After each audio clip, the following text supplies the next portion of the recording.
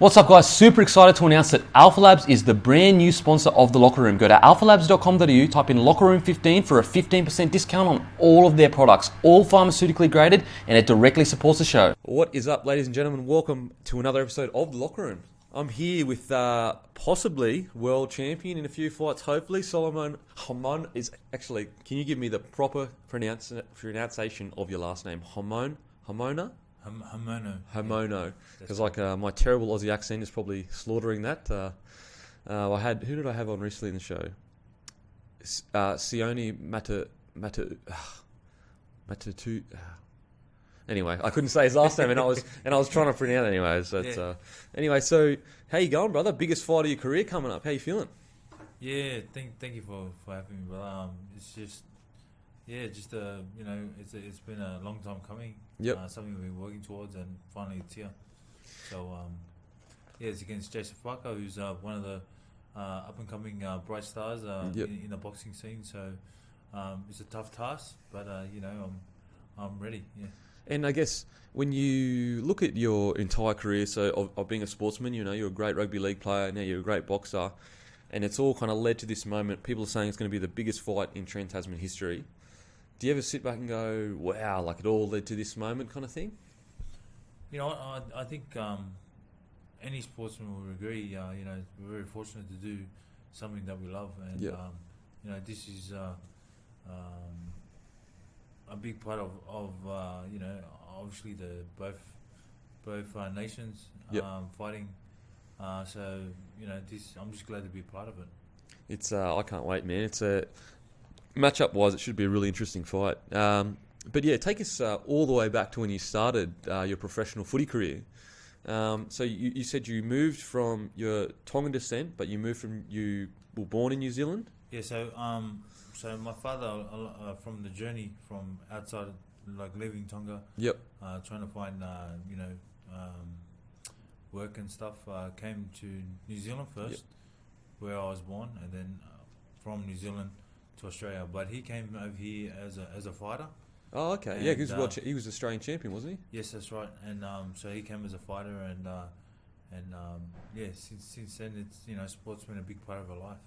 And so, when you're a fantastic rugby league player, played for New South Wales, played for Australia, was there always an itch in the back of your mind to go to boxing, you know what I mean, while you were playing footy, or you really enjoyed footy and, that was your number one in boxing, you know what I mean? Was there always Absolutely. an itch?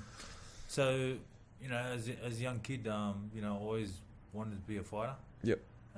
But obviously, growing up in Newtown, in the area, rugby league, football was the sport. So, you tend to go along with what everyone's doing, and I first joined a team when I was under 10s. Yep. The Build United, and from then on, so been in rugby league up until 2006, and then I decided to go into boxing. And so when you were growing up, did you do any boxing at all, or was it all rugby league? Just with Dad, yeah. So Dad would make us train all the time. He'd obviously I'd go on his runs when he'd go running, and then he'd go to the gym where I'd meet Chock's dad and himself. Yeah. So the relationship with the families go back, like since we were little babies, and you're with Chock's cousin. It's your wife, isn't it? With my wife, Margaret. So they're first cousins. So Chock's mum and Margaret, my wife's mum, my sisters. So you'd be very, very like two families going way, way back. As friends.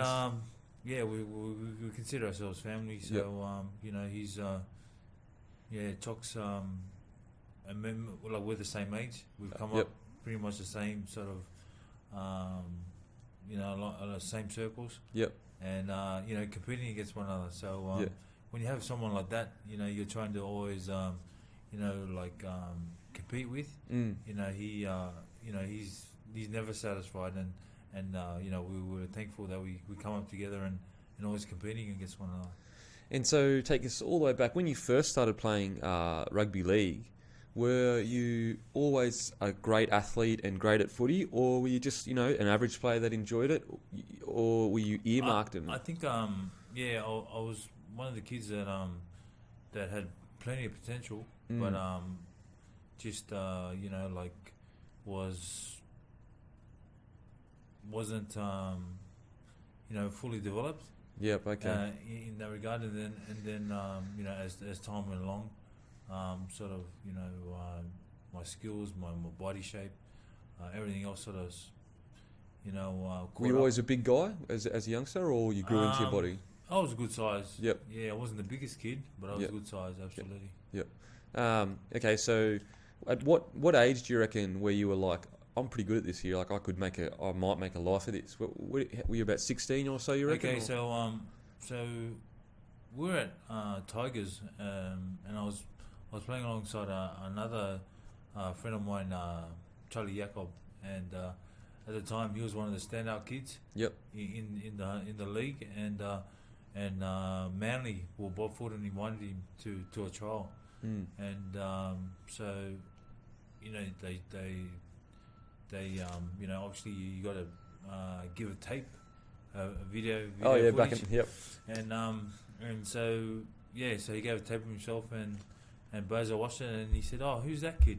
And Bozo spotted me from that time on. Oh wow! So they were looking at his tape, but That's they right. saw you in his tape. That's correct. Yeah. Oh wow! And That's crazy. I got a trial with the Eagles, and pretty much that was the start of it. Wow, what are the chances to see you in the background and go, who's that kid? And so when they called you, were you like were you surprised when they said you were going to trial with Manly? Oh, at the time I was with Tigers. Okay. SG Ball. Yep. But see, sorry, I should have went back further. Going back even to St. George, where Harold Matthews, the first platform for representing. I didn't make those sides, so I had Chalk, I had other guys around me that were in our team that made that team. Yeah. But I didn't make that team, and that was I think that was a pivotal moment where it sort of woke me out of my I guess comfort or whatever, and sort of just it wasn't a good feeling, watching your mates get picked and and you were left out. 100%. I guess it made you realise you need to work a bit harder. Absolutely. To make these kind of sides. And is that when you decided to go to the Tigers? Well, sorry, I was at St. George, right, and then sort of just playing with a different team. So we pretty much had the same team. With Chalk and a few other like a group of boys together, yeah. They stuck together, and we went around, So we went from Canterbury comp, we went to Balmain comp, St. George comp, and at the time of the Harold Matthews, we were in St. George comp at the time. Oh, okay. Yeah. And then so what was did you eventually, so when you didn't make that side, did you trial the next year and make the side, or what did you do then? No, I kind of sort of it did ignite something in me, but also I was just in our sort of circles, I sort of I had this aspirations to be a sports person. Yep. But also I had my other foot. Just being one of the boys, boys in the neighborhood, getting up to mischief and stuff. But I always knew that being a sportsman was really what I was all about. Yeah. And as a kid, you're trying to find out who you are and trying to fit into things,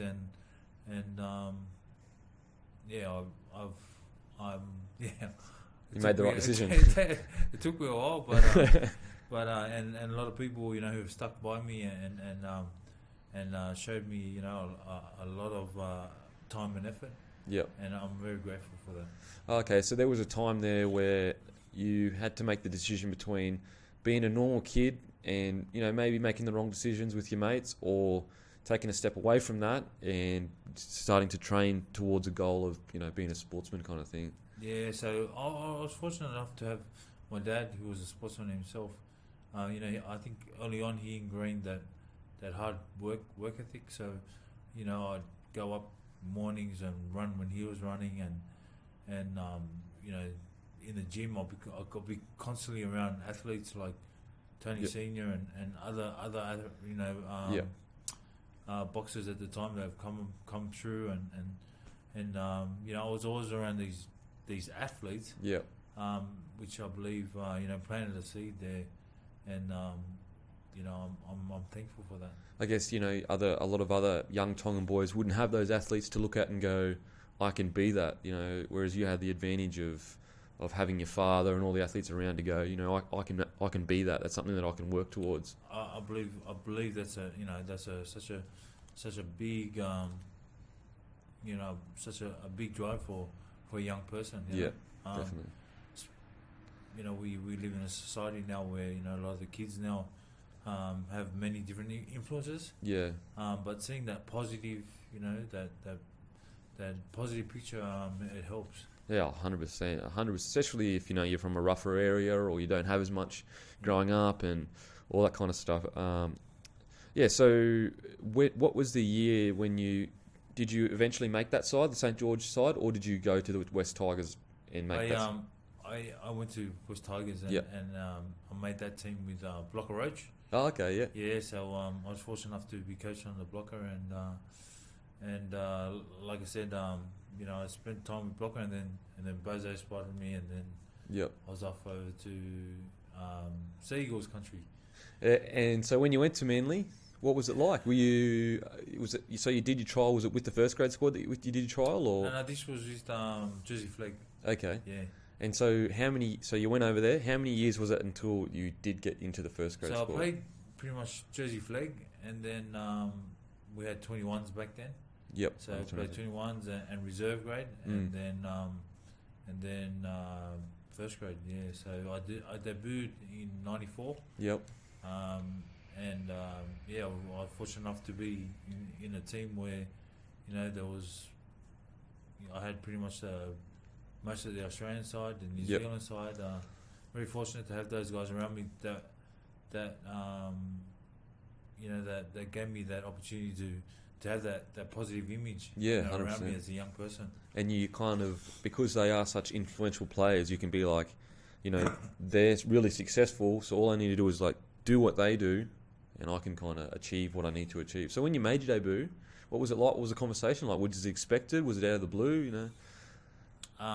Boz got me to play, and I was pretty much just out of high school, and it was you know, it was a great thing. Like guys that you looked up to, and you know, guys that you're always seen on the sort of on the paper or the TV. Now you're sort of, you know, playing against, and that was kind of, you know, like wasn't real, you know. Yeah. Did you make your debut? Did you call your family and let them know? Were they all excited and everything like that? Yeah. Also, I had mum, dad there, and my sister and that. So very, very fortunate to actually have the opportunity, you know. And you were part of the that was the Super League, wasn't it? Or 2 years later. After, yeah. So 2 years later, when the Super League happened, was that weird? Was that like, did you think did that affect you much at all, or no? So I was still pretty new on the scene, and at the time, you know, a lot of the clubs were affiliating with one or the other. Yeah, one or the other. So I was with Manly, who were the ARL or NRL. Yep. And then I went to Canterbury, so that was Super League. Oh, okay. Was that weird though, going like from ARL or NRL to Super League? Was that weird, or was it just like whatever, you know, playing footy? It was, you know, like one of my decisions again. You know, as a young fella. Yep. You know, you sort of look back upon, and you know, maybe you could have made it different, but you know, that's how it was, and I'm if anything, the thing that has taught me that there's many people that are who are genuine people Yep. out there who are willing to give open themselves help you out. to it and help you out. Yep. And there's ways of going around that in a better way or better fashion. So I'm thankful to be in a position where I'm able to mentor younger kids as well. Yep. And like from my mistakes and many other mistakes. Yep. Hopefully shed a better light, so they can make better decisions. And so yourself growing up, was it a struggle? Did you struggle financially, or were you pretty well off, or were you okay? Even though we were brought up in the era and everyone's sort of financially doing it tough, but you know what, our parents always try to make do with what we had, and they show their love, and sometimes it might be the same kind of love that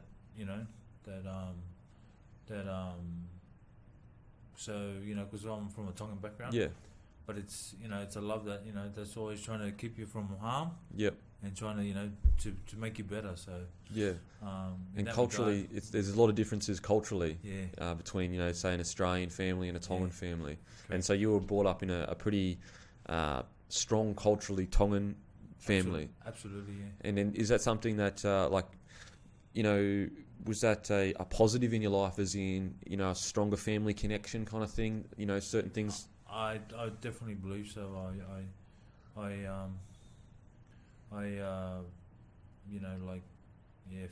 Family is such a big part of my life, and that was ingrained in me, from the get go. So you make your debut, and then you go to. You said you went to Canterbury Bulldogs. Yep. What was that? So, and you're kind of speaking as if that maybe wasn't the best decision. Why do you reckon that was? Was it just your form dropped, or you weren't making the right decisions off the field, or? I don't think I was making the right decisions off the field. Yeah. And which in turn impacted, your performance. My performance. But not only that, people that who invested in you, genuine people, and believed in you. Because you're so young-minded and narrow-minded, and thinking about yourself. You're thinking, not as a whole, as an older person would. But that's all part of learning, eh? Yeah. And like I said, I'm fortunate to be in a position now where we're able to help young kids. When do you reckon the time was where you were like, hang on, I need to get my stuff together here. Like I'm stuffing up here. I'm being stupid. When do you reckon that time kind of occurred, or what was the incident that really made you open your eyes and go, I need to grow up here. I need to stop doing this stuff off the field, kind of thing? I think the faith is such a big part of my life. Yep. And it's also pretty strong in Tongan culture as well, isn't it? Absolutely. Yep. So you just got to go back to Tonga, and corner stores are here. The churches are back home like that. Yep. Okay. So we're a Christian country. Yep. And the faith has been ingrained in us from when we were little kids. So I look back now and look at my journey, and I can see clearly how that's had an impact on the journey and on me especially. Yep. It's God is such a big sort of subject. Yep. Many questions, many many views. Yeah. But I can talk personally on my account. Yeah. He's always been in my journey, all throughout. And so you reckon your faith is really what kept you kind of on track, kept bringing you back to kind of yourself and your core and your main beliefs, kind of thing. Absolutely. Yeah. Without a doubt. Yeah. And every time that I wanted to do it on my own accord, that's pretty much where I was sort of made an error. I done myself. So Yep.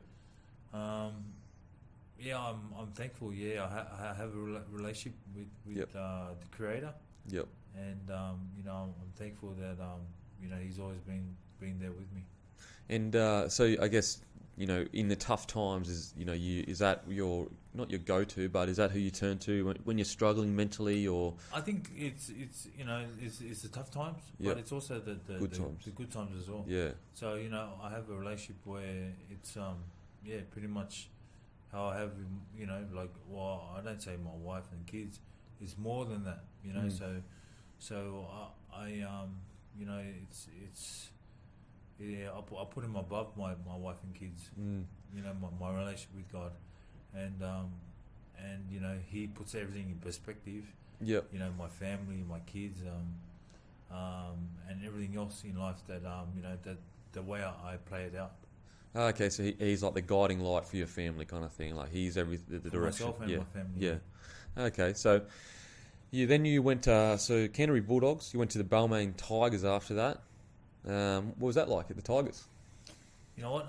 Again, you know, it was a great opportunity to be there. Yep. You know, at the time, they were still the Tigers. Yeah, the Balmain Tigers. Yeah. Yep. So, you know, the merge and all that was happening, and you know, just playing there as a junior as well. Yep. Getting to know some of the guys that have sort of come up in the same sort of age group and stuff, going on to play for Tigers as well. Yep. You know, and you had guys in the you know, in the staff and whatnot, you know, who've been long Tiger. You know, like okay, yeah. So you're going back there. Lauren Nichols. Yep. You know, he passed on, but you know, he left such a you know, impact on many lives. You know. Yep. You know, he was such a loving man, and one who you know, just yeah, he was, it was an amazing time, you know, seeing him and you know, like his passion for Yep. for the club, and not just the club, but the young guys coming through, you know. Yeah, very helpful kind of. And it was yeah, he was an amazing man. So when you did play for New South Wales in '97, Yep. was that a surprise, or you know, was that a huge honour for you, or? Always an honour. Yep. Absolutely. You know, I was fortunate enough to play, you know, amongst those players, and I was fortunate enough to, you know, be selected. But you know, like that occasion was such a high, and I remember, you know, like being around, you know, the likes of Laurie and Bradley Clyde. Yeah. What was that feeling like when you ran out? Just like the crowd. Oh man, it was. I'll tell you what. One thing I do remember, it was freezing cold because it was at Canberra Stadium. Oh no! Yeah, so man, that was freezing. I reckon you'd ask majority of the NRL guys, and they'll say, yeah, that place is freezing. Oh, 100%. But I hated going to Canberra. Yeah, it was. There you go. And yeah, it took us a while to get one to that, but yeah, it was a great game. Did you get the win? I think we did win. Yeah. Man, what an experience! So when you did get called up for New South Wales to call your family, what was the phone call like? You know, what was it exciting? Was it? Man, just I think it was you know, like, obviously it's a surprise, and being selected, and then, you know, you feel honoured, you know. Yeah. You feel you know, you're working towards something, and you know, it's kind of rewarding to Yeah. you know, get noticed and then get selected. And when you captained Tonga, how much did that mean to you? Like, did that mean everything to you to be able to lead your brothers out, your Tongan brothers? Yeah, that was something really special. Yeah. Yeah. So my grandfather, he was captain of the rugby union team. Oh wow. Okay. Yeah, one of the first touring team. And from Tonga. rugby union in Tonga is huge. Yeah. Yeah. And yeah, so So to be able to captain the league team, that was a great honour. Yeah. And Especially for your family, you know, like your family's name. Yeah. So it was such a privilege and just a privilege to be amongst those boys. Yep. And yeah, it was a great honour. I'm sure it would have been a good time too. All the Tongan boys together. I'll tell you what. I'll tell you a funny story. Yeah. We so we've gone like, this is not the actual that tournament, but Yeah. one of the camps we went away and you know, like we us NRL boys have been, you know, used to the diet and whatnot. Oh, you yeah, know, yeah. the set up the, you know, proper eating plan Yep. and whatnot. And so we've come together as a team, and unfortunately it's not the same back home for the, you know, like make do, you know, Very tough. whatever we got, 100%, very you know, tough. we're thankful for. So Yep. yeah, so put this way, we had a good feed. Man, imagine how big that feed would have been. Oh, bro. I tell you what, and it sort of really surprised a lot of us. Yeah. You know, like you had guys there that they were. Man, they were big boys, and Yep. you could tell they were big. But they just like, this is a chance I'm going to eat whatever I want, however much I want, kind of thing. But you know what, you know that's been the involvement, you know, of sport and Yep. and seeing the science of it all. You know, like especially from us Islanders, you know. Yep. And you see the transition. You know, we were once, you know, 5-10 minute men, and now, you know, we're like one of the best. One of the best, Yep, leading 100%. and being able to compete, Yep. you know, at a high intensity Definitely. for the full 80 minutes. So Yep. you know, we've gone from that to where we are now, you know, and Yeah. I think that, you know, that's a telling thing. Oh, 100%. And I mean, you know, the Tongans and Samoans, you know, always, Fijians, everyone always knew that genetically Right, and talent-wise, they all were, the Pacific Island nations, like, everyone always knew how great they were, but they just didn't have the same resources Yeah. to train as hard and all that kind of stuff. But now you're starting to see just how great they really can be with the same training, the same resources, the same, you know, the same nutrition advice, the same, you know what I mean? It's. I think it's and you look at the growing population of the Pacific Islanders in the NRL, it's just getting bigger. Well, yeah. So I think it's. So I know for Indigenous kids, the Indigenous make up 3% of the population in Australia, but they represent 12% of the population in the NRL. And I think it's also the same with a lot of Islanders and the Polynesian. They have a very small percentage of population in Australia, but they are drastically overrepresented, as in, for the amount of people. Let's say there's 1 million. Yeah, absolutely, I understand. You know what I mean? There's heaps of people in the NRL just because they're so talented and naturally gifted and huge. Actually, Tongans, you probably already know this, but Tongans are the biggest people on Earth on average. That's not because of Eddie. Not because of that. So when did you play Samoa when you were captain? Yeah, so played Samoa and what was that like? I mean, you know, he's used to war and it was like that. I tell you what, you know, that's very emotional way, and you know, you can get away from the game a bit. Yeah. So we love that as a fan. I love that. I'm like, just go crazy. This is awesome. Hey, so all the game plan, all the hard work of you know, sticking to the game plan. You spent the whole two weeks or 3 weeks, you know, getting ready for this. Just got out the window. And so, you know, we always got guys running on saying, "Come on, let's get back, stick the plan." And you got coach, you know, go crazy upstairs. What are you doing? It's so much passion though. Like, it just goes. It's you know, it's a great part of the game. You know, and 100%.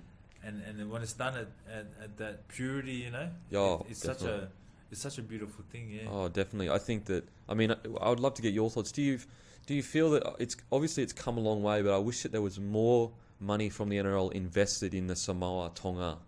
I would love to make it like a state of origin kind of thing. I would love to, you know, like, that's what I would love to see, because I just reckon there is so much untapped passion there between the two teams that could really make exciting games. You know what? I often compare it to you know, like the state of origin, absolutely, and how Queensland develop that that culture, and Yep. and that's been ingrained in our cultures Yep. forever. So if you're looking for that type of exciting game, Yep. um, Gonna get it. you couldn't get any better game Oh, than that. 100%. And Like I watched or even the other island nation Yep. teams. Fiji, PNG. Yeah, Yep. and maybe a whole nation team, Yep. Pacific Islander team. Yeah, As that's a a good whole, idea. that might be something as well.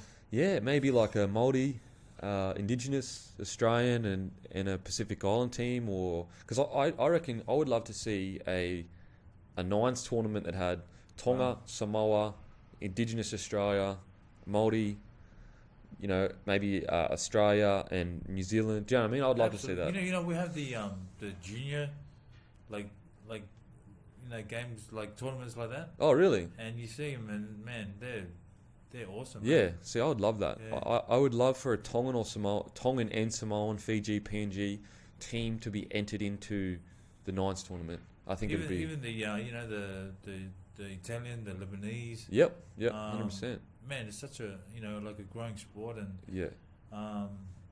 like you said, that passion. You Yep. can capture that passion. Yep. Man, that'd be unbelievable. And you can't manufacture that passion. It has to be there No. naturally. And the best place in the world is, for that in rugby league is Samoa versus Tonga, and a lot of the other islanders side as well. PNG, Absolutely. those every player that goes to PNG to play for the Prime Minister's Australian side Yep. to get against the is it the Kumals? The Kumals? That's right. Or the PNG side. They say that the fans there and just the people in general. Man, we played there, like several times, but Yeah. you talk about the passion of the nation. You had, like, we played in Lae, I think it was, and you had,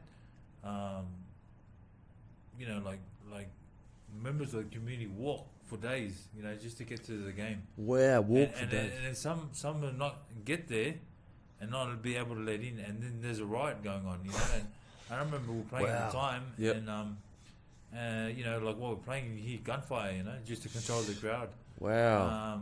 So it's that real, like Yeah. they love rugby league, Yeah. and you got guys who are just happy with life in general. Yep. But when it comes to like rugby league and that passion is just it's unbelievable. Yeah, I think there's a lot of untapped excitement, and just I guess it would be good for the communities of those countries too. A lot of young absolutely. kids, if a lot of young kids, because Tonga, Samoa, Fiji, PNG, these are tough places to grow up. If you had kids that had something that they could look to and be like, I can go to there, that's what I can get to. I think the benefits that it would gain by investing into those areas would be pretty massive. I think like you said before, there's such an untapped Yep. sort of area where I feel the league can sort of promote, and I know there's guys who are working behind the scenes. Yeah. Young ex NRL players, Islander men. Yep. We're trying to create a pathway, to have these games and have the game developed Yep. in those nations to a place where where we can have a great competition. Definitely. At the best level, at the highest level. Yep. And it's exciting. Hopefully, these young men can get the right people on board. Yep. And make change for Yeah. the better, 'Cause especially in the Pacific Islands. 100%. Samoa Tonga in Australia, the game in Australia, like imagine if you took a Samoa Tonga over to Tonga or Samoa, Oh. but the game in Australia got 27,000 people to it. I'll tell you one instance. We were playing in Tonga, and I think we were playing Fiji at the time. Yeah. I wasn't playing. I was one of the staff members, and it was that exciting. The crowd, the crowd sort of came on the field, and and everyone was like, yeah, because they just scored a try, but there was still time. Left, and the thing was, it was still like a in game. the balance. Yeah, It was yeah. still in the balance, and you know, but that was just the passion, you know, like Yeah. it was that like intense, you know, like Yeah. the game was so it was so passionate, you know, like Yeah. both teams were just giving it all. Yep. And they scored a try, and everyone just lost it, jumped on the field, hugging everyone, and then it was, hey, we still got time on the clock. and you know, you just that's priceless. You know, Yeah. that's footy. You know. Yeah, and you just can't manufacture that. It has to be a part of the kind of nation and the community. So on to you. What was the catalyst to go, all right, I want to stop playing rugby league? Because you went to England and everything for it. Was that enjoyable going to England? Was it hard? You know what? I went over there and you know, like it was a pivotal moment in my career too, because at the time I was you know, still pretty reckless. Yep. And you know, I just met I wasn't married then, but it was my wife. Yep. And she stuck solid with me, and we had a family. You know, we had a young family at the time. Yep. And you know, going over there, you know, like just, you know, like I talk about my faith and you know, God always being with me along the journey. You know, that was a big moment. A testing time in your life. Absolutely. Well, Yep. a great testimony. I speak of you know, of you know, that pivotal moment, you know, changed a lot of things. So what do you reckon? What was that moment? Was there something that happened, or? So I've already spoken about this before, but I remember at the time, you know, with everything that was going on, it was pretty much a whirlwind, and being over there, it was like, you know, I was getting to a stage where, if I kept continuing going on the path that I was going, Yeah. I definitely would have. I wouldn't be where I am today. Definitely. Okay. And so. So was it like, were you drinking a lot, partying a lot? Drinking, Yeah. partying, you know, mixing around, doing, you know, the wrong things. Yeah. And yeah, I must say, you know, it changed, and everything changed for the better. Mm. And everything that was sort of heading towards death is now becoming life again. Oh, okay. And you know, everything's starting to resurrect again. So my football career at the time, you know, like it was dying here in Australia, but I went over there and sort of find myself again. Okay. And you know, end up getting the Players Player Award over there. Oh wow, that's And, good. That's the best award you can get. And finding myself again. Okay. So really, you know, even though I went to boxing straight after, it would have been interesting to see if I had come back here and played a little bit more, because I was back to my what you could be. I was back to the form that you know, that sort of, Yeah, I know what you mean. where I found myself. Yeah, so it was like a very an internal journey going over there. It was a journey for yourself to kind of Me, myself, my family, Yep. my wife. You know, pretty much our relationship was dead. Yeah. And you know, like saying that relationship I had with my faith, sort of, you know, brought that back to life again. So Okay. So you found that connection to God kind of thing, and at the same time, everything else kind of started becoming positive as well. everything sort of fell into place, and so you know, my footy at the time, so playing at a good level again, enjoying my footy again. Yep. And then, you know, I got the opportunity to come back to fighting, and Chock you know, asked me about the fighting, and then I said, yeah, I'll come back and fight. So. And so you come back and you start boxing. Well, I mean, what was that transition like for you? Like in your life, did you enjoy it? Were you know, you're going from a team sport, everything is taken care of for you. You're told what to do, going into boxing, one of, if not the hardest sport in the world. What was that like for you? You know what, they talk about boxing as being a lonely man's sport. Yeah. I've found that out. Yeah. Yeah. So you know, going away from the luxury, of course, of a professional outfit. Yep. And having those, you know, having the support that they have, and I guess the the finance they have. You know, if anything, it made me look at the opportunity that that was given, and you know, more or less, you know, the opportunity I had with the boxing, just to to grasp it and make the most of it. And so your first fight was in 2007, 6? No. Back in 2001 or 2000 it was. So 2001, but so you went, but you went back to footy, hey, and then That's back right, to yeah. boxing again. Yeah. So yeah, what was that first? That first fight. We'll actually go to the first original fight. Okay. When you're walking out, what are you feeling? Like, are you butterfly? Holy shit! Like, what are you feeling? Tell us play by play. It what was you feel. totally a different feeling from the football field. Yeah. But I mean, if anything, that did sort of help, calm the nerves, being a sports person. Yep.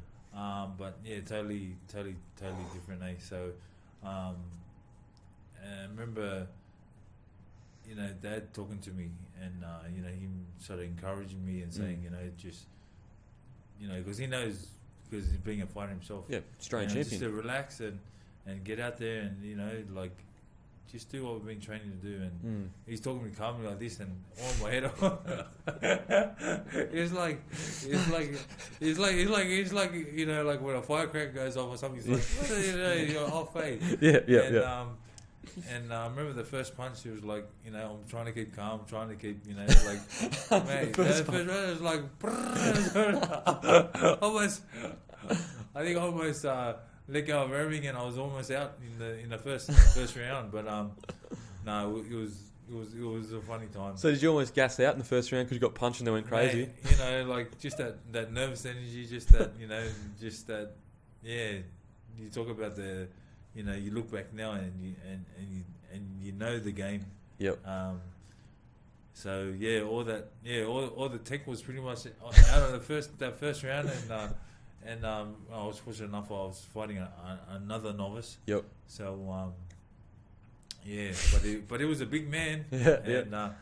And tell you a funny story. Because Dad was telling me, he was saying, just get in there, and if anything goes, to like if you're lost and you don't know what to do, just like but he was saying in an encouraging way, saying, okay, like it's going to be okay, just get in there and just rip him in the shreds. And I don't know if you remember what happened, but I ended up tackling him through the ropes and then so we have a laugh, to this day. He goes, man, I told you to to let it fly, but it didn't mean tackle him, because I tackled him, and the thing was, Chock was the main card. So we run into the corner post, and we pretty much dented the whole thing.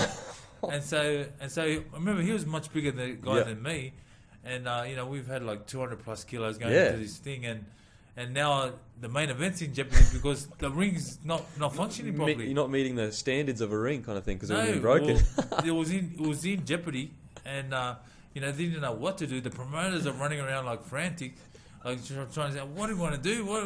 What if the ring's not ready?" And when you just sit there going, man, so it's it was a funny night, but luckily the outcome, Chock ended up winning, and got to have that main event. But up until then, it was so that would have been another one that adds to my list of glory moments. So when you tackled him, were you just not? What, you just like not thinking? Were you just like?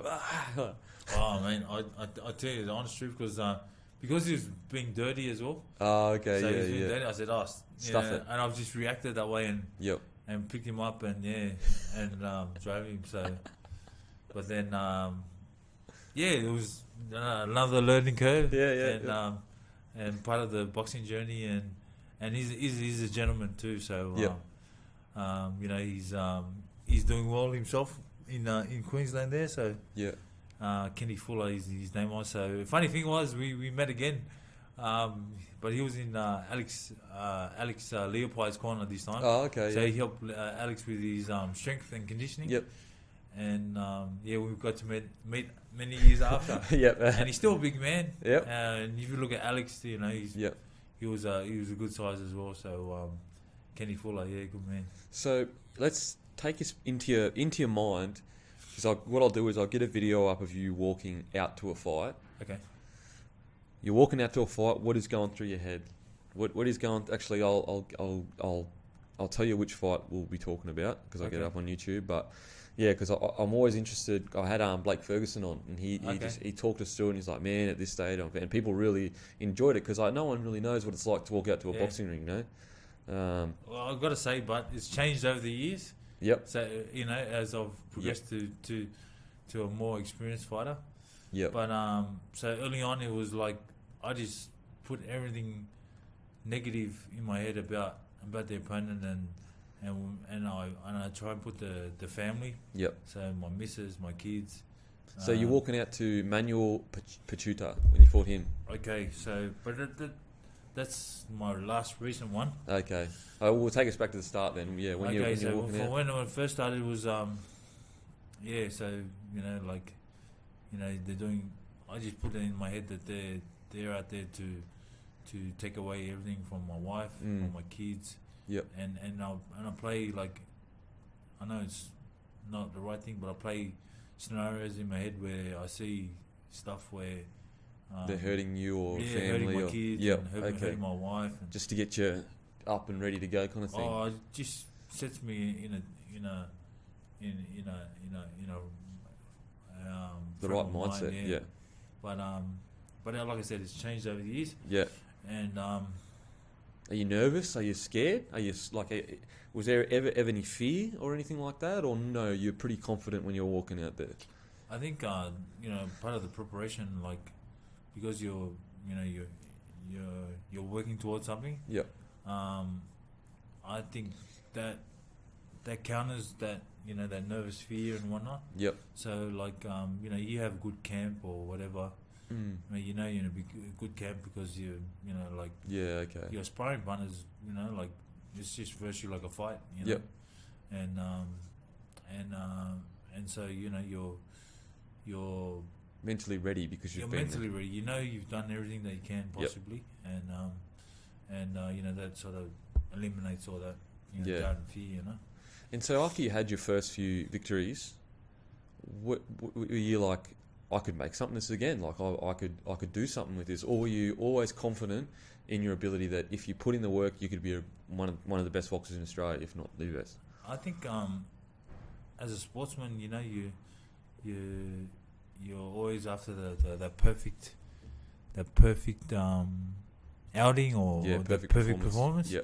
And that's always been I guess a driving force for me. Yeah.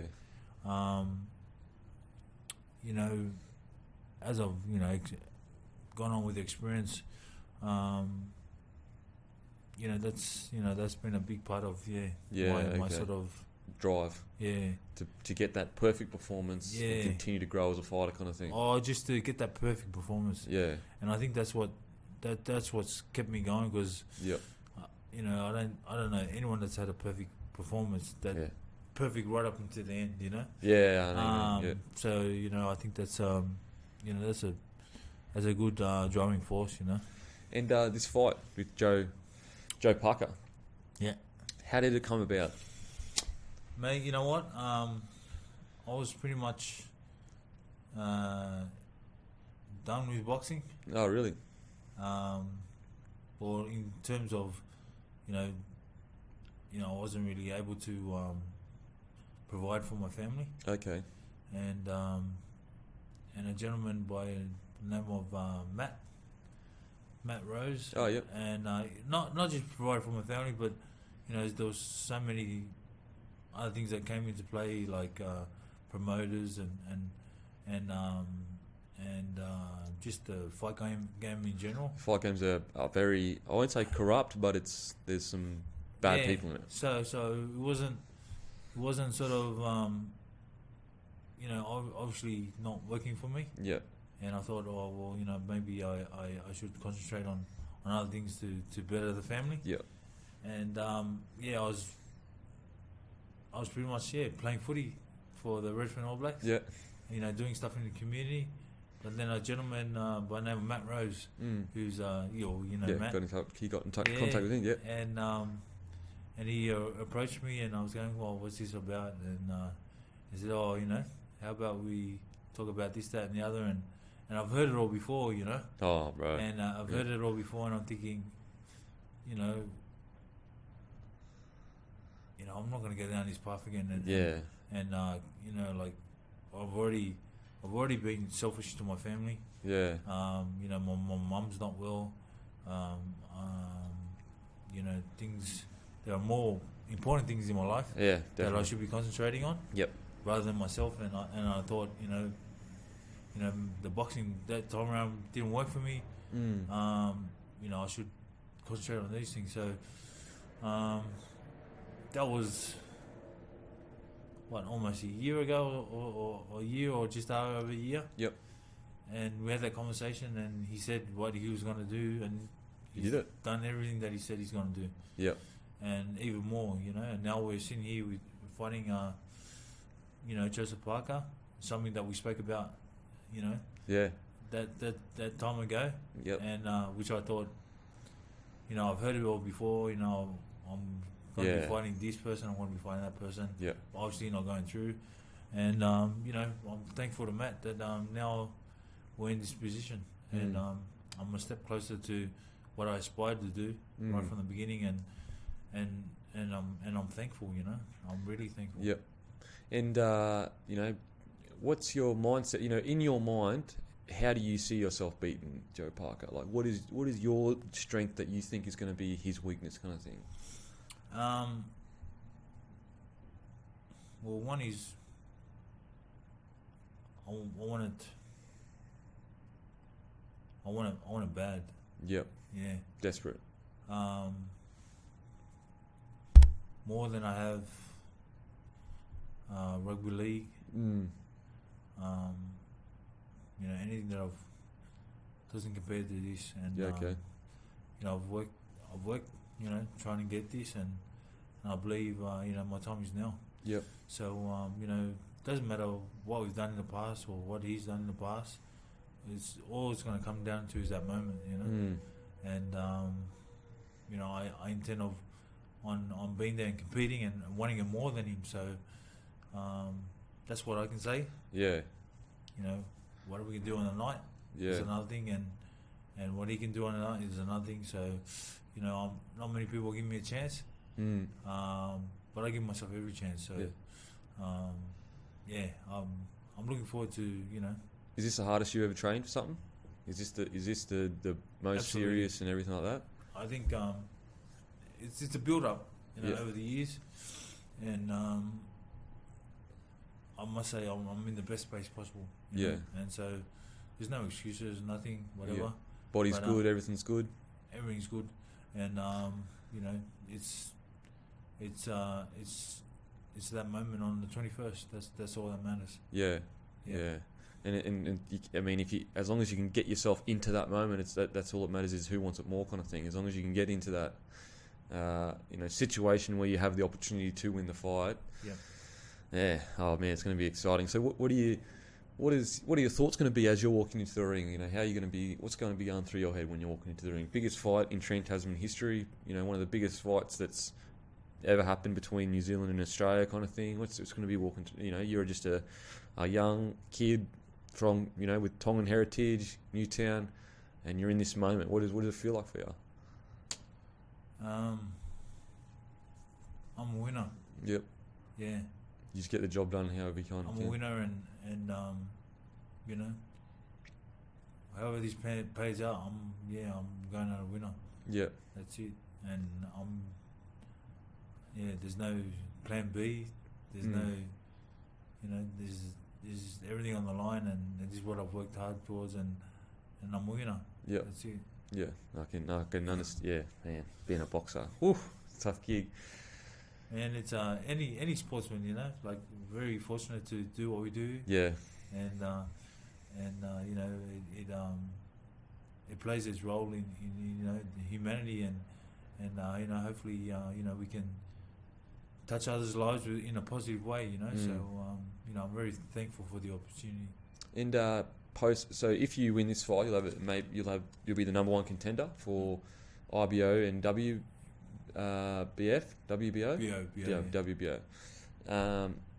So is that thought in your head? Is that thought in your head? You could be fighting for the world championship. Joshua, yeah. Does that's crazy to think that you could be on the world's in a fight's time, you could be on the world stage. I don't think many people will give me that chance. Opportunity or chance. Yeah. But in myself, yeah. Yeah. So, what a perfect way to sort of lead up to that. Yeah. And I don't want to get ahead of myself because I know this is the first and priority, getting over Joe. Yeah. But I won't lie to you. That's stuff that I'm thinking of. Yeah. But 21st is the main priority. Yeah, at the moment. And I guess post fighting career is working with young kids, young Islander boys and stuff like that. Or just any young kids. Exactly. Yeah. Is that something that you kind of aspire to? You can say, look, these are the mistakes I've made in my career, but then I've turned everything around. And we run a jobbing centre, and we do since coming away from football, I've had to reflect and a way of sort of giving back through the opportunity I've been given through sport. Yeah. But yeah, my wife and I and our kids, that's a big part of our family and trying to give back to the community. The faith is the core of it all. Yeah. But so whatever time we have left here on this earth, if we can impact others in a positive way. Yep. I believe, what more can we do, or one more, what more can we do for others by impacting them positively. There's nothing better you can do with your time, kind of thing. No, I've done the opposite, and I'm forever trying to I'm trying to better yourself, better myself, and what better way of bettering yourself by giving back to others. Yeah, definitely. And just 2 quick questions, brother. Favorite rapper of all time? Rapper? Yep. Man, I'll tell you what. When I was young, man, sorry, I'm still young. What I'm talking about, but I used to listen to. It's changed obviously now, but I used to listen to a lot of NWA and Ice-T when it came out. Yeah. Who's your favourite out of NWA? Ice Cube, Dre? You know what? I've always loved Dre and Ice Cube. Yeah.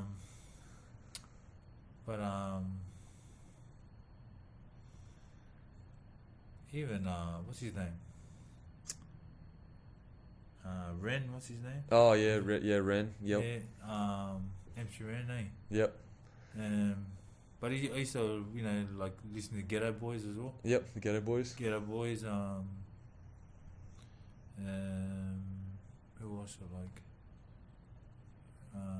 like? Tupac, obviously. B.I.G. Biggie. B.I.G. But or even Beastie Boys, when back in them days. Run DMC and all that. Run DMC, man. That was a good.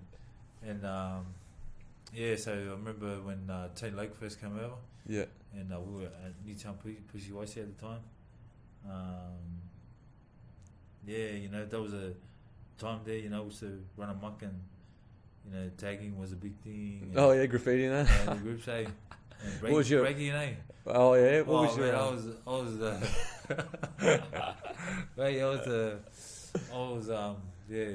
I think I was one of those always wanted to be, But, what was your tag name? What was your tag name? Hey. Come on, bro. Hey, I think my were too rubbish to take up.